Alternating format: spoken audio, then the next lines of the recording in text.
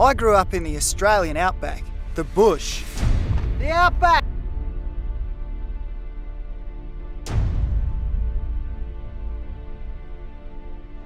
For as long as I can remember, I've been connected to and fascinated by Mother Nature. I travel the globe seeking out the world's most beautiful and deadly species.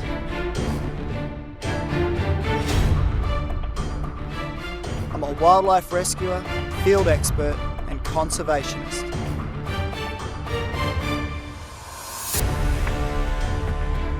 I believe creating a better understanding of our natural world will in future help to protect it.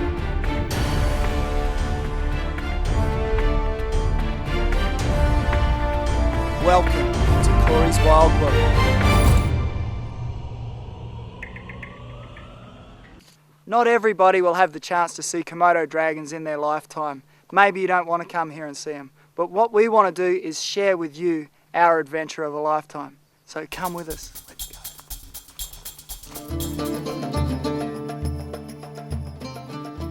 We've left the dry savannah. It's just way too hot out there, even for Komodo dragons. We've come into an area like this where it's a bit more shady. Also a good place for maybe a Komodo ambush. Let's go.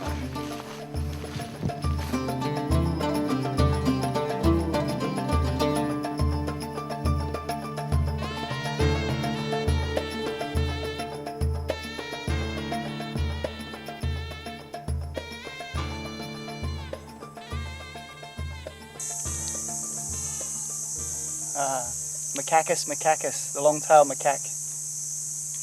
I'm sure dragons will love to eat them if they can catch them.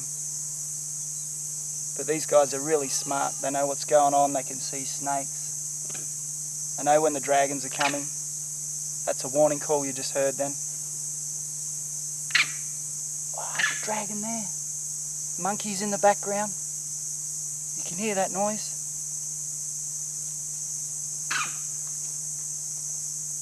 Oh, they're out of there. You can see them just through here.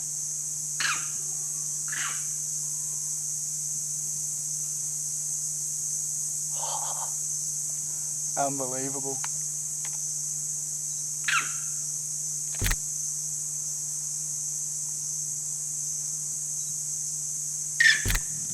Worldwide, macaque monkeys are the most widely distributed of all the primates, with around 22 species in the macaque family.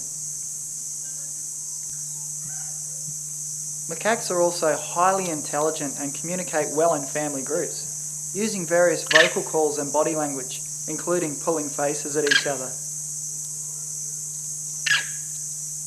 These monkeys will also take carefully calculated risks in order to gather food near predators.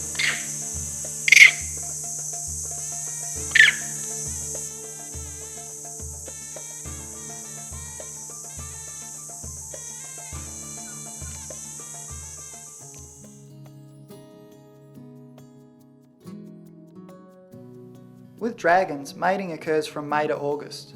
Females will sometimes resist males in the beginning as part of natural selection. The male will have to be stronger than the female to prove his worth.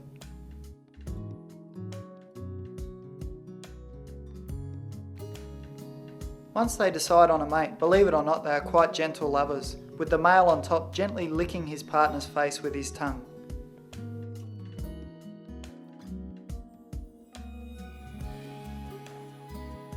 When monitors and snakes mate, the male can be on either side and still copulate, as he has a forked hemipenis.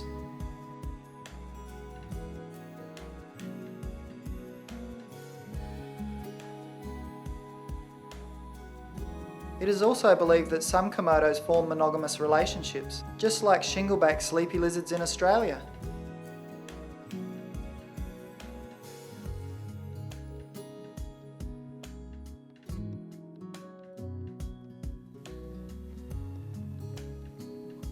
Female Komodo dragons are also capable of performing the amazing act of parthenogenesis. This is where in a survival of the species situation, where no males are able to mate over a long period of time, the female can actually produce a fertile embryo. This is not by storing sperm from past mating seasons, but actually doubling the number of chromosomes within the egg cell.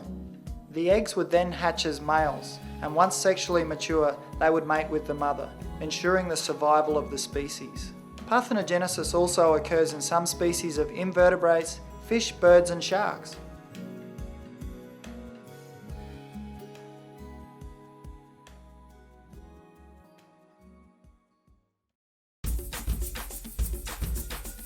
Humans have been coexisting with Komodo dragons for many years. However, it pays to be on your toes when there's a hungry dragon about, as this young fella's about to find out. I was following a big dragon on the hunt. Suddenly I noticed a local boy digging in the creek, so I yelled, "Dragon, dragon!" "Dragon, dragon!" Once he realised what I was yelling about in English, he ran for the hills. The dragon, seeing the movement, got excited and gave chase, for about 40 metres. The other rangers in Indonesian yelled, "Don't run into the jungle."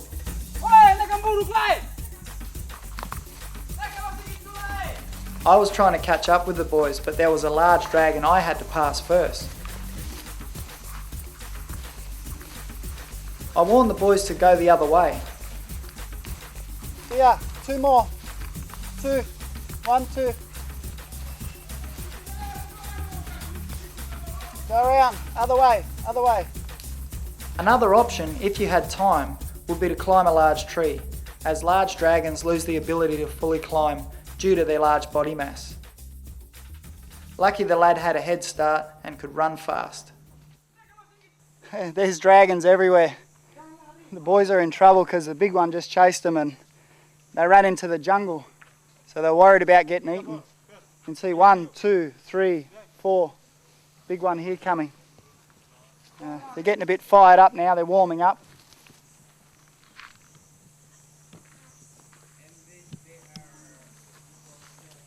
Oh no, now I'm surrounded by big hungry dragons. Better look for a tree, like this little bloke.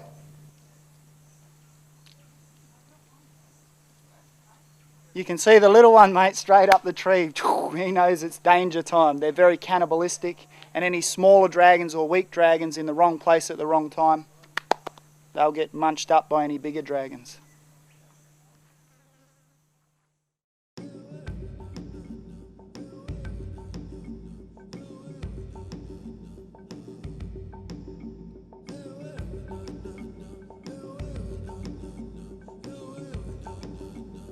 Little dragons will actively hunt on the ground or in the trees, and there is not much they will not eat. Birds, bird eggs, geckos, skinks, small mammals, insects, and other small dragons. The eggs hatch around April to coincide with the end of the monsoon season, when insects, frogs, and other small prey items are plentiful.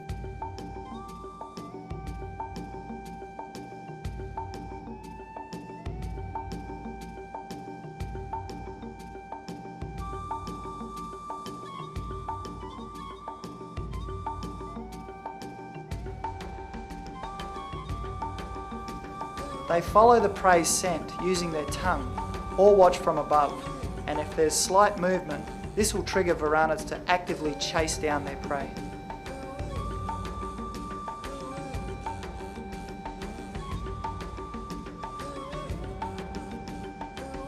Juvenile dragons are fast runners and agile climbers, and they need to be, because even their aunties and uncles will eat them if they get a chance. They are cannibalistic.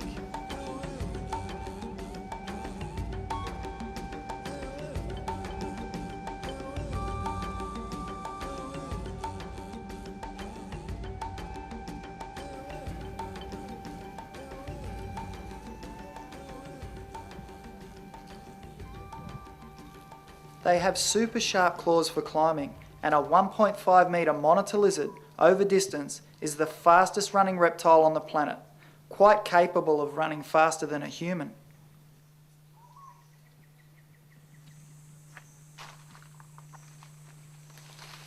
Look, Komodo over there. Let's go and have a look. Come with me.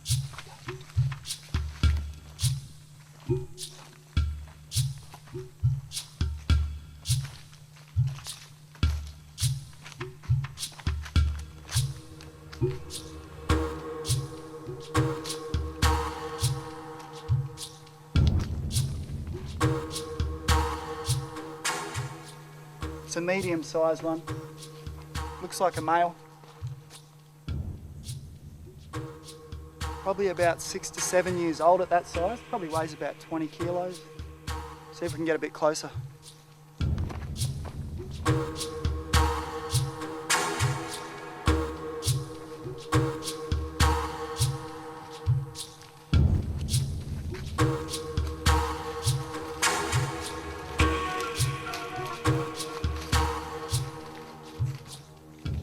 He's a little bit on the shy side, that one. We'll see if we can find a bigger one.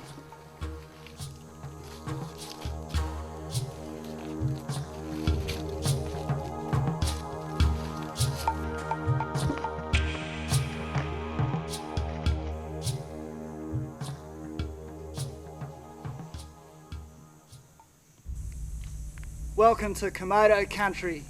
Have a look at this ripper. Komodo dragon, the largest species of lizard found in the world, up to 3 meters in length, 80 kilos, chain mesh skin. He's a hardcore reptile. When they get hungry, they start to salivate, they produce venom, and when they attack and bite their prey, they get infected from this venom. Slowly over time, if the animal escapes, it'll die from infection, and then the Komodo will find him with his mates and tuck in. He's looking at you guys.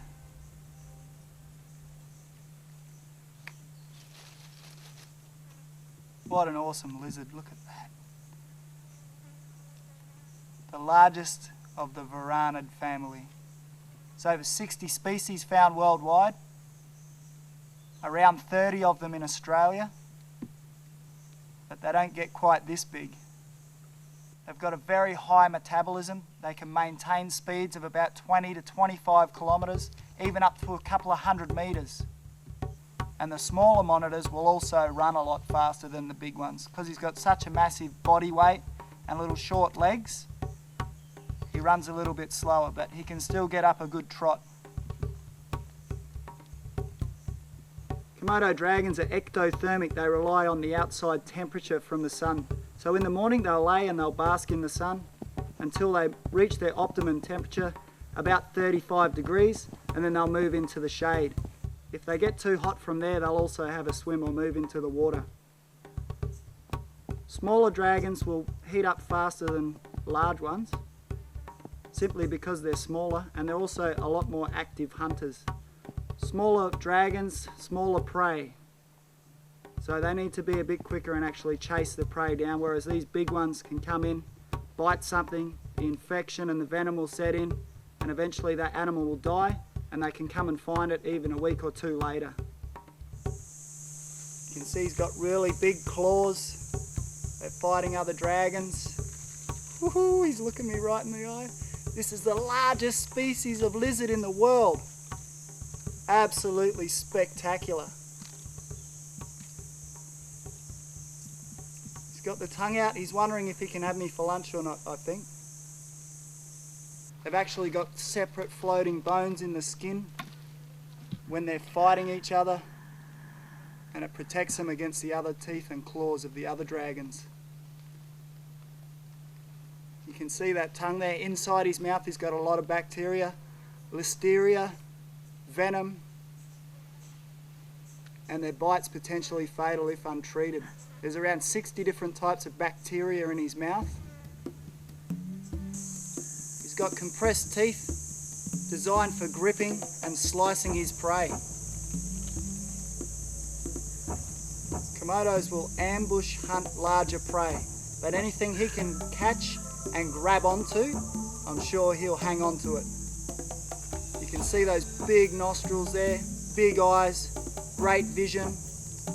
Got the big slits in the ear. His hearing isn't fantastic, but his sight and smell and the use of that forked tongue is amazing. In the mating season, these male dragons, they'll fight.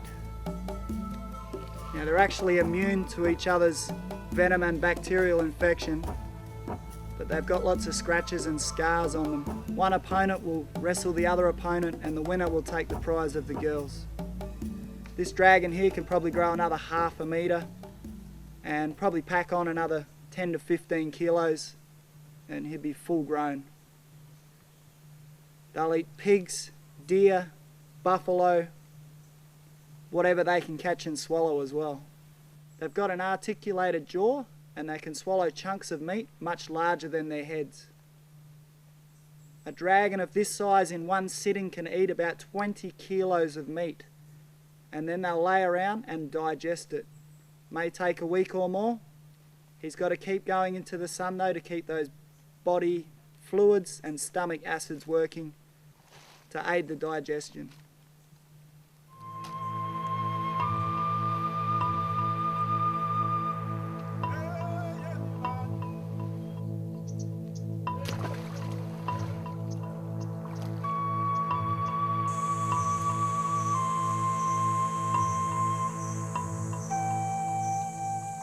Bit of a buffalo bathtub going on in the background. This buffalo's in here cooling down, the hot part of the day. What he doesn't realise though, he's in a great ambush position. We've got the slopes from the valley. Komodo can come down, bite the buffalo, and then a couple of weeks later, when it starts rotting, the flesh, other Komodos will smell that and then they may come 3 or 4 at a time to try and take the buffalo on. Eventually they'll wait for it to die. The venom, also the bacteria in the saliva, and also the bacteria in that water. The buffalo's bathing in his fecal matter and the fecal matter of other animals in there. So that also is a big contributing factor to the death of the animal.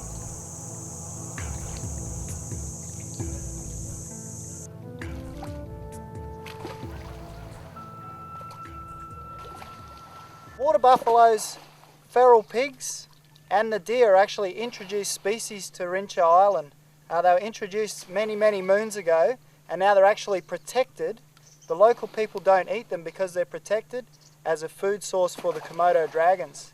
Isn't that great?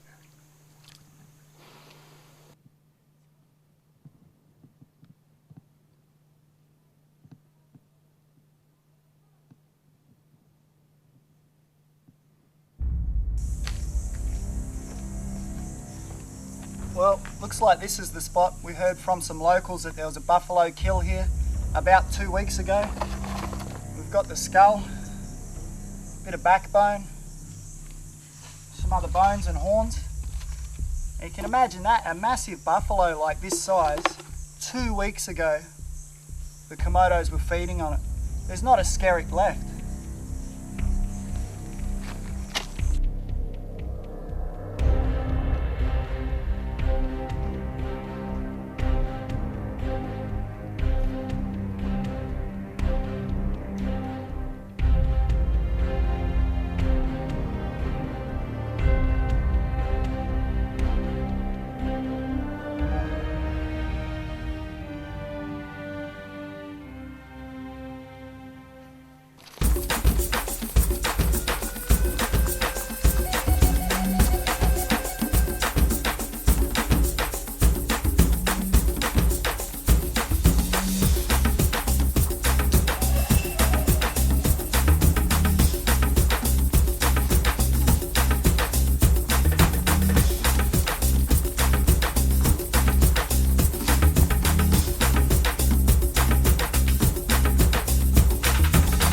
You wanted me for afternoon tea.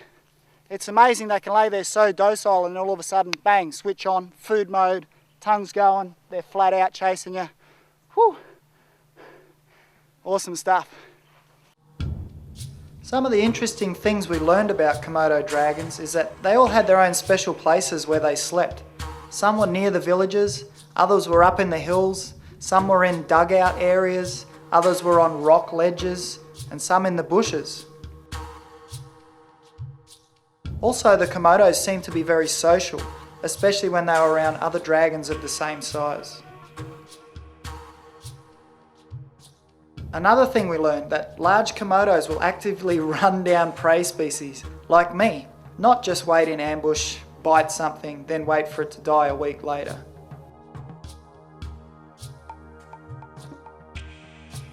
The old wives' tale, if you were bitten by a goanna, the wound would reopen again and again some months after it had healed. Which is true, in some cases due to reaction of the bacteria. Believe it or not, humans can actually coexist with animals, if they choose to, even big carnivores.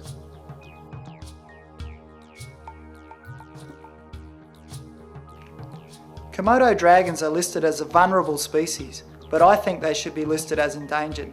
After all, there is approximately only 5,000 dragons left in the wild. I also think that the people of Indonesia have done and are still doing a great job of protecting these special giant lizards. As the custodians of the environment, we need to protect animals and their habitat. It is our responsibility. As humans, we are in control of their future. Let's protect and look after Mother Nature.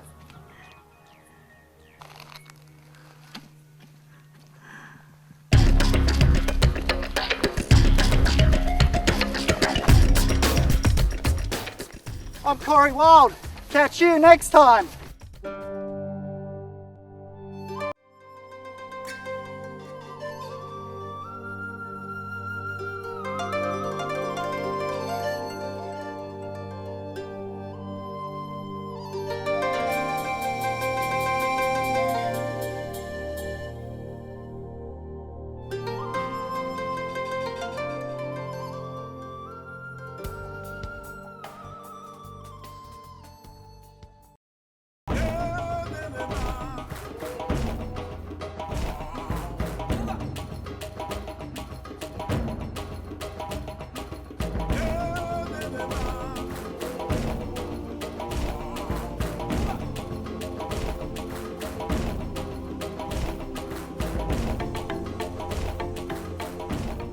Join us on our next adventure and see you next time.